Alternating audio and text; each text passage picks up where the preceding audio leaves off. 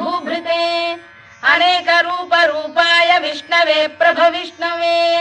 सशंक चक्रं सकिरीट कुंडलं सपीत वस्त्रं सरसीरुभेक्षणं सहार वक्षस्थल शोभिकौस्तुभं नमामि विष्णुं शिरसा चतुर्भुजम् छायायां पारिजातस्य हेम सिंहासनोपरि आसीनमम्बुदश्याममायताक्षमलङ्कृतम् चन्द्राननं चतुर्बाहुं श्रीवत्साङ्कितवक्षसम् रुक्मिणी सत्यभामाभ्यां सहितं कृष्णमाश्रये।